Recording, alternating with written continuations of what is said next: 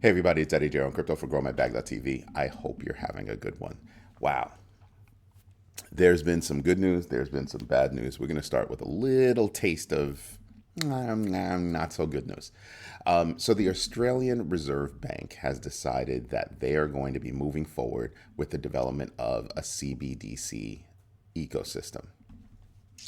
There you have it. So right on the heels of Canada saying, "Nah, we're going to put that on hold for a minute. We're going to put that on ice." Yeah, there's not enough buy-in from the people to make it work. That's the problem. What's up next? BingX was hacked for 23, my bad, $26 million last night. It was confirmed. Um, that's that's a big problem. So right now, BingX is scrambling to try to figure out how and see if they can, stop the hemorrhaging. I'm expecting that they've been pretty transparent. We like that. Does it mean that I would ever use the Singaporean exchange? Probably not. Are they from Singapore? I know they're from Asia. I thought it was Singapore. I'll figure it out later. The Bank of Japan keeps interest rates the same, which is probably why the yen is not doing so hot. Um, I point back to, and I made this comment last night. Bhutan is, Joaquin and I have been going back and forth about it. Bhutan is the fourth largest country to own stablecoin. I mean, to own crypto, right? One of the reasons why they own so much crypto is because they mine it. Then you have El Salvador about to do the same thing, and it's going to be powered by a volcano. I'm sitting back and I'm looking at Japan and I'm thinking to myself, so Meta Planet bought Bitcoin and saw their stock price soared like 443%. Maybe Japan should take some of the energy that they can produce and put it into mining. I mean, at some point, we've got to admit that crypto, especially Bitcoin, is someplace where you want to be. It's someplace where you want to be. So perhaps, yeah, perhaps that's something you want to do. I mean, the economies are a lot of economies around the world are actually hurting. The United States is in for a soft landing. I mean, as long as we don't screw it up. I mean, I've heard a lot of people talking about we should have raised, we should have lowered the interest rates back in July. And I'm sitting back and I'm going, okay, so we didn't do it in July, we didn't do it in August, we're doing it in September. And what are the ramifications from not doing it in July? Because everything seems to be just fine. I think a July move would have been panic state. Anywho, I think the United States and Japan could do well by mining Bitcoin. Dead serious. There's a lot of energy waste around the world. And if you take that energy and you could put it to some good use, perhaps you should. Perhaps you should. I'm not saying that the world is perfect. I'm just saying that, the world needs money. People need money. People need to be able to eat, have, roofs over their head. And it's a problem. This would be a way for governments to be able to say, listen, you're literally asking us to pull money out of thin air, and here's how we can actually earn the money by actually mining it. And you don't have to mine just Bitcoin. There are other coins you can mint and mine. Do that. Do that. There's a way to literally make money, and really help your people. I mean, just a thought. Just a thought. Every time I hear somebody say, well, what are you going to do? Just print more money? No, don't just print more money. Earn it. Earn it by minting. Earn it by mining. Do that. I don't think that's going to be a hard thing. And then you'd have enough money to do other things and get your economy back under control. I know it sounds like a crazy idea, but I don't know. I think it could work. I think it can work. I mean, El Salvador's turning around. Bhutan, the last time I looked, not doing so poorly. Just saying. The BingX hack, $26 million. Wow. All kinds of wow going on right there. I mean, BingX is not a small company. It's not a small endeavor. And for it to go through that is a major problem for people, and we should actually be paying attention to it, right? I mean, at some point, security has got to become a real issue. And I think right now the I'm not going to say loosey goosey. I'm just going to say the more cowboy kind of take on development without certain kinds of standards, right? Processes in place. And I'm not saying that there are no processes in place at some of these projects, but I think there can be more, right? Especially when it comes around security. I mean, it wouldn't take much to call a company like Certic or it slips my mind. There's so many security companies out there that it's crushing me not to remember them. But there's not a lot to do to call those companies and say, hey, we'd like you to look over our shoulder and see if, we've got holes or openings, right? I mean, that needs to be like an all the time thing. It shouldn't be like a part time, maybe we'll get to it. No, no, no, no, no, sir. We should be looking at that all the time, right? Can we break in? Can somebody get in there? Can somebody do this? Can somebody do that? And I feel that with some of these breaches, that it's a security flaw. Now, I can understand that looking over code is difficult, but getting hacked is more so. I mean, look at Wazir, 230 grand, 230 mil. BingX, 26 million. I mean, if you look at all my videos from the past, you can see like a string of hacks, right? Last year was in the billions. I mean, the Lazarus Group alone is able to get into these places. So I think that you would want to spend more money on security, more money on your code. They're finding holes in your code. And I'm not saying it's easy. I'm not saying it's easy at all. I mean, I want you to stop and think about this. Apple has an operating system that's basically a closed garden. But back in the day, people used to spend time jailbreaking Apple iPhones and iPods. I think you should pay attention to that. I'm not saying that you're going to thwart everything. You're going to thwart everybody, but you can make it more difficult. Just saying. Something to think about. Something to think about. Right?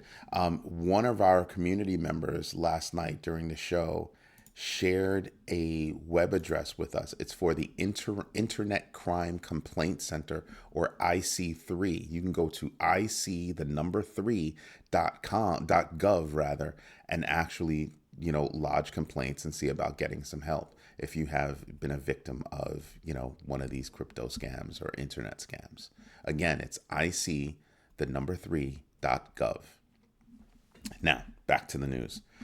We've got the Bank of International Settlements. They have a project, Agora, which is a DeFi project. They've selected 41 firms to participate in tokenization.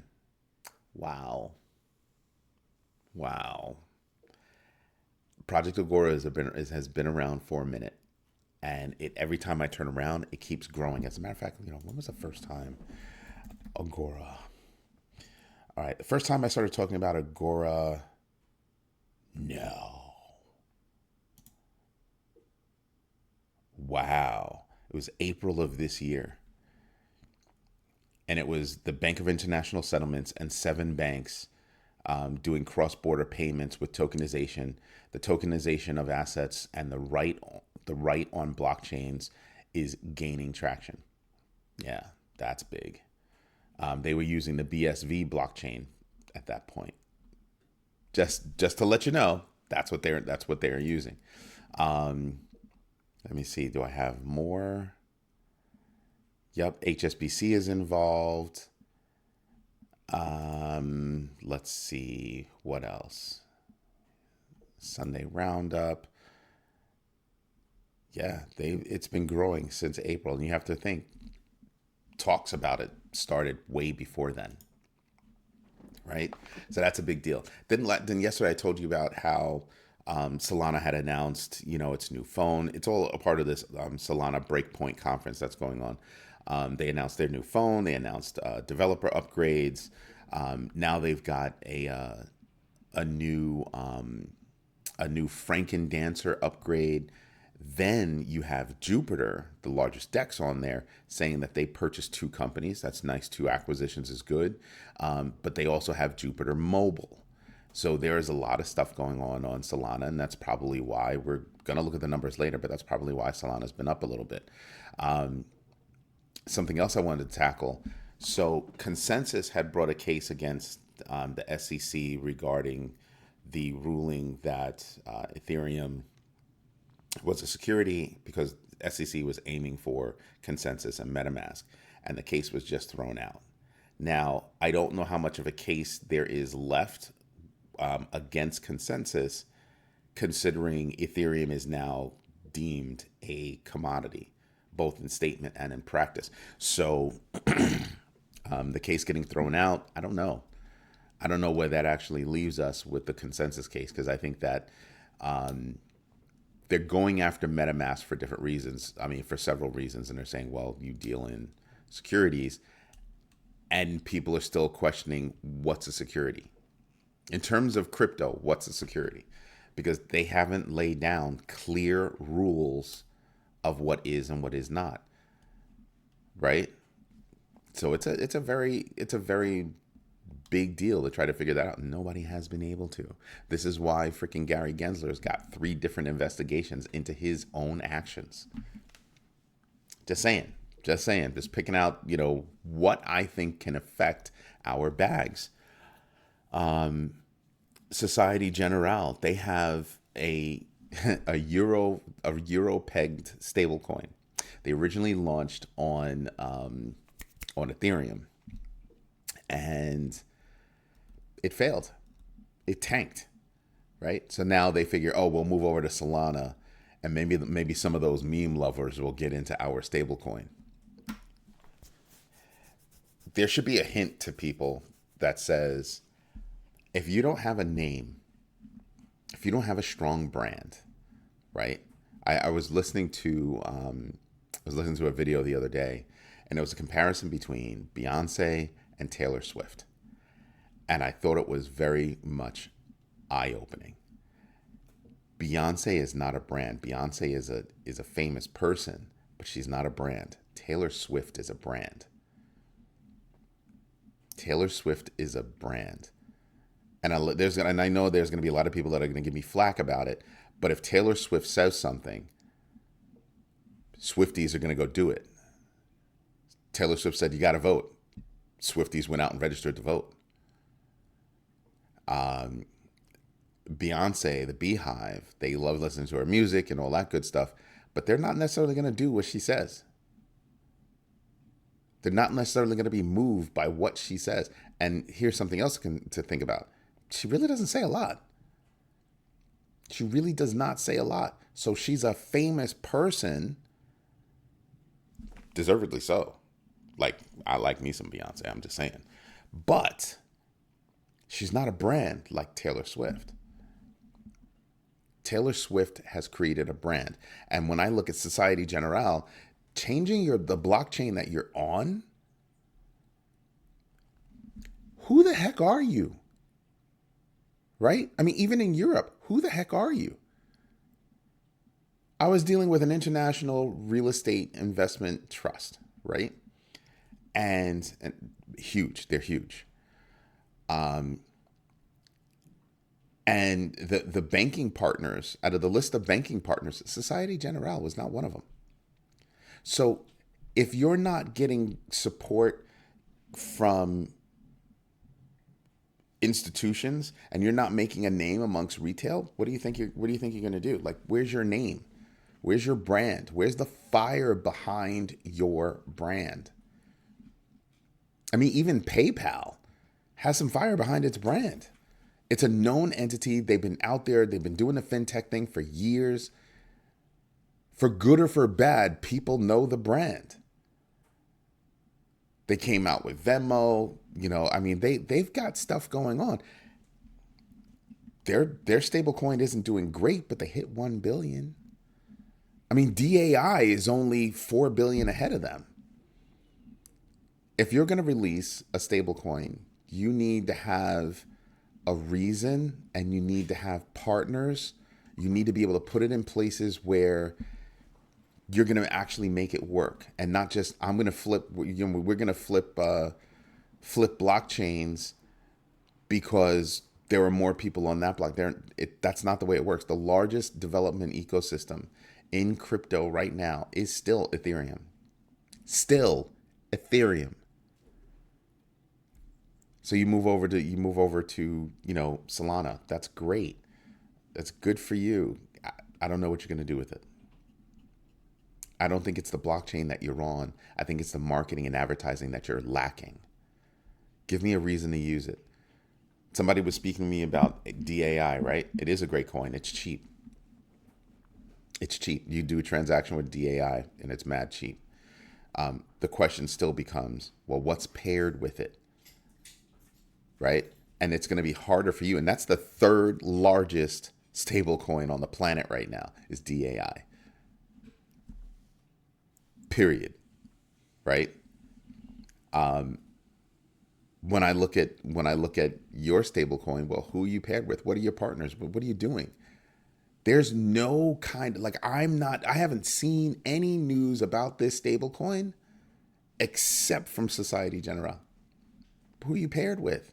I don't even see the cheesy meme coin stories. Oh yeah, Société Générale partners with blah blah blah meme coin, gets paired on whatever exchange. I'm not seeing that. And if you're not seeing that, you're still a failure. It doesn't matter what blockchain you're on, you're still a failure. Fix your advertising and marketing, and maybe your stable coin will do something. Just say it. It annoys me that people these people out here think, oh, let me just change the blockchain. You're changing the blockchain because it'll drum up some news. But that's not really newsworthy. That's not the part that's newsworthy. The part that's newsworthy that says to me is you failed over there. You'll probably fail over here too. What are you hoping? That your stablecoin gets treated like one of the memes? That's the only thing that comes to mind. Oof. Then you have Telegram facing a potential ban in India. Then they've been talking about this for a while. Just different things have been going on in India. This time it was somebody used a chatbot to leak insurance information. Okay, you gonna ban the internet too? Like what? You gonna ban email? Are you gonna ban iPhones? Are you gonna ban WhatsApp? What else are you gonna ban? Tell me how that works in your pea-brain little heads.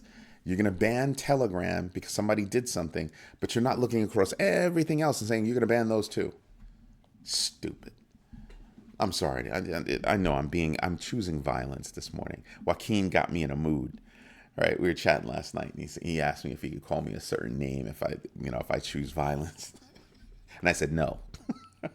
I said definitely not, definitely not. But sometimes I choose violence. Sometimes I choose violence, and it's not to be harsh. It's to drive a point home. It's literally just to drive a point home. And I'm just looking at the decision of these last two articles, Société Générale with their moving of their stablecoin, and then this one, India trying to think about banning Telegram. Okay, ban all the phones that you have because I can send text messages. There are 50 million things that I can do to leak that information. I could have graffitied a billboard and put it up there. Just saying. There's a lot that could have been done. And you're going to ban Telegram. Tell me how you're going to ban everything else too, please. Tell me how that works. Let me know how that works out for you. Some people, boy. Some people. Solana's Franken Dancer upgrade. I told you about that a little while ago. That's actually really good. That's the developer upgrade that I was talking about even yesterday.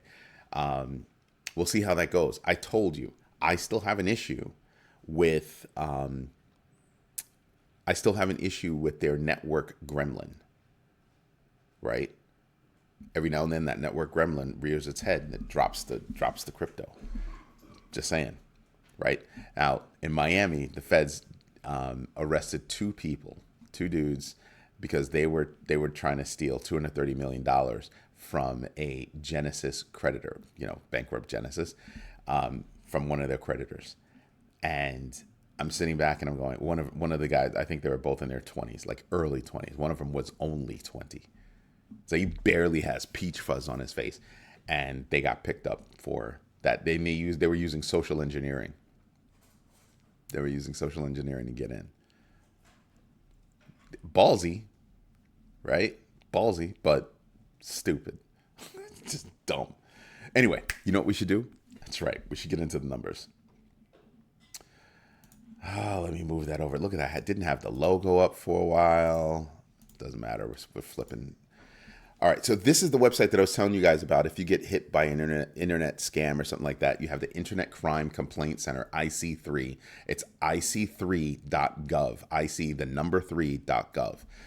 You can go there and you can get, you might be able to get some help with any issues that you have. The Crypto Fear and Greed Index is at 54. Not bad. Not great, but not bad. Right? I mean, neutral territory. Really is neutral. DeFi Llama. We were at $90 billion yesterday. We're at 93.5 today in total value locked. Pretty good stuff. Pretty good stuff. Now, when I look at the big board right here, you see that Ethereum went up from the 2300s to the 2500s real fast. Real fast. That's a 5% jump. It's not bad. I like that. Looking around, this is one of the reasons why we have why we have this. This is the crypto tracker, right? This is the GMB crypto tracker. We're gonna show you the top 25 losers. It updates every 10 minutes. Love this. Let's see who's down. Do you see how quickly you go from this one's down, everybody else is neutral on this list? Look at that. Everybody else is neutral on this list. So at a list of 25, you've got 13 that are at 0. Because anything that's below 5% move, positive, negative, to me, you're just moving sideways. On the winner's side, you've got Turbo up. It was up yesterday too, up another 20%. They've got a GMBX factor of 0.02x. They're basically at their all-time high. That's no joke. That's no joke. Who else is over here? Aptos up 13%, have a GMBX factor of 1.75x. Sui up big. They also moved up over here. I think they bunny hopped Aptos. They're at 13% as well with a GMBX factor of 0.43x. Pay attention. I'm happy with Sui. Yes, I have a bag of Sui. Just saying. Who else am I paying attention to? Lido. 10%, a 5.34 GMBX factor. Jupiter up 10%, GMBX factor of 1.28x. Who else is on here that I'm really paying attention to? If you're doing Jupsol, Jupiter Stake Sol up 9%. It's got a GMBX factor of 0.26x. Solana's up 9%. With all that news, heck yeah, I know that they're up to, that percentage is not bad. Up at 151 a couple of days ago, it was 130 something, like 130, 131. GMBX factor of 0.71x. Okay. Then you have, let's see, Ordi is at 9% up. They've got GMBX factor of 1.75x. And Immutable and Avalanche both up 8%. Immutable has a GMBX factor of 5.06x and Avalanche a 4.08x, both of which I think can do it, especially Avalanche. Yes, I have a bag of Avalanche. Just saying, there are things that we could be paying attention to. Just look at that big board. This is when you get stuck and you're looking at deer in the headlights, and this is when I move over to numbers. Like once I know coins that I'm interested in, I'm good with that. I would be paying attention to BSV though, right? The reason why I'd be paying attention to BSV is because that whole Project Agora thing with the Bank of International Settlements. And here we go. We're at 63,699. My blue band cuts off at 63,719. The next one up is 69,355. And then of course we have the all-time high at 73,750. I pay attention to these numbers because on the way in to this market this year, I tracked when we hit 50. I tracked all the way up, right? I tracked all the way up. These are all the bands that I had created way back. Look at that, all the way down at 15,463. That was a low, and I tracked all the way up to here. And we went up to 73,750 and came back down. So from where we are now up to 73,750 and then back down to where we are now. And these bands still hold true. They still hold true. So yeah, I'm looking at this. I'd like how right here we got support from the 200-day moving average, and then we just popped up. Is that going to continue? Highly possible. Highly possible. We've got fair weather ahead, I believe. I really do think so. I think there'll be one more rate cut this year, and 25 basis points is already built in, but it could easily be 50. It could easily be 50. That would boost the market incredibly. So that's something that we should be paying attention to. At least I am. Just saying. Good morning, Stitchy. Stitch is over here just chilling out with me. So looking at the numbers right now, you can definitely see how, the numbers are coming close. 63,687. That's really close to my 63,715. 719 rather. Just saying. Mad close. We could probably bust through that and see some really positive growth on that end. If you're just looking around, start looking at, like I always look at, well, what's that number? What's that year to date? Where are we now? And then I look across all of those numbers to see, well, what's the rhythm? I'm always looking for a rhythm. I'm always looking for a rhythm. A rhythm will help you pick out an anomaly, or a rhythm will let you ride, right? So like if you're staking, you're looking for a smooth rhythm. So for me, Cardano gives me a smooth rhythm. And when Shiba Inu completes introducing liquid staking, I will be staking my SHIB. Again, smooth rhythm. So I start thinking about, fixed income. Well, there you go. Staking to me, I treat it like it's fixed income. I'm going to get rewards. Keep it coming, baby. Keep it coming. Right? And it'll enable you to actually, hodl. It'll enable you to hodl. Just make sure that if you choose to stake, find safe places to stake. It's tough. I prefer liquid staking, just so you know. So yeah, looking at these numbers, you can find a lot of different things, and you can get involved in a lot of different things. Anyway, everybody, this is Eddie J on Crypto for GrowMyBag.tv. I really hope that you like what I'm doing. If you do, subscribe to the channel. It really helps.